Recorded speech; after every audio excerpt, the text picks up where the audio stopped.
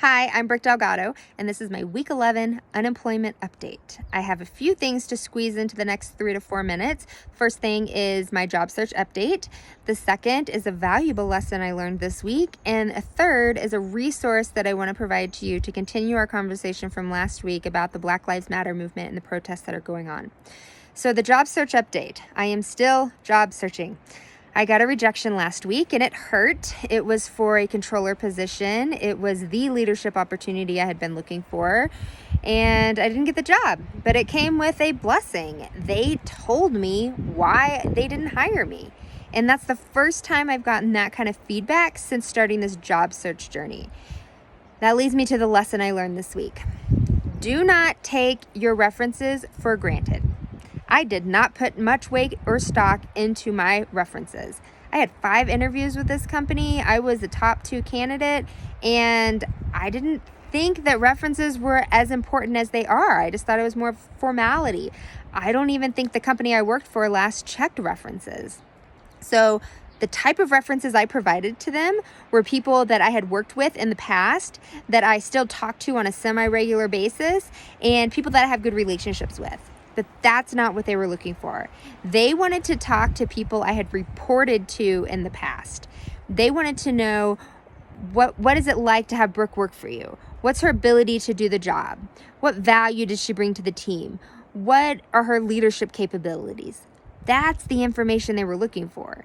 And the other thing that kind of cost me the job was that I have an 11-month tenure on my resume right now, and that's a red flag. So they really wanted to talk to somebody from my last company. Unfortunately, I could not secure a reference from them due to their HR policies. So after hearing all this feedback, I've started to open up new lines of communication with people that I'd worked for in the past, hoping that they will give me a reference in the future. And that's also telling me that as a people leader, as a manager, it is your duty to provide references. It's your duty to explain to somebody, this is what it's like having this person work for you. Here's what she's done for you over the last 3 years or 11 months. And if you can't do that for the people that have worked for you, I think that says something about your management and leadership character.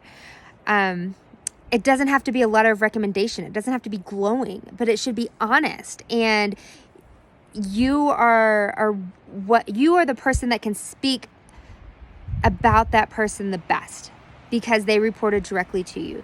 You did their reviews and appraisals, and you coached and mentored them, and you saw them grow or not grow.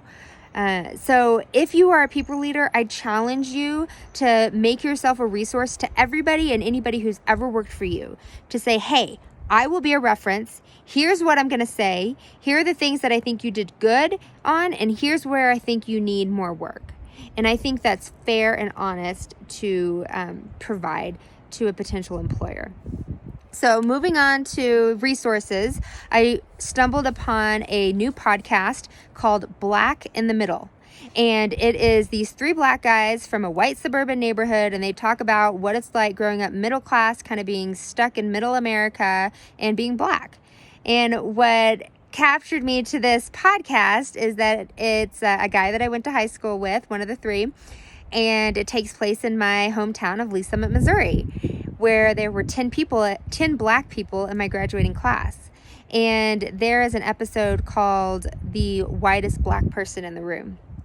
And I want every person to listen to this. If you are white and you've ever made the reference of they don't sound Black or they don't act Black or anything along those lines, you need to listen to that episode.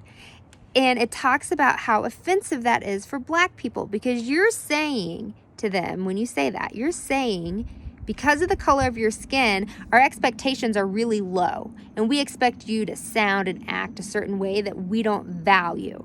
But when you sound white or you act white, then it's a compliment, and we want to tell you how white you sound, and it's so insulting.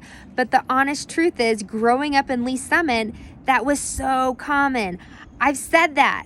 I've heard it. It was ingrained in us that, yeah, there's Black people that go to our school, but they don't act Black.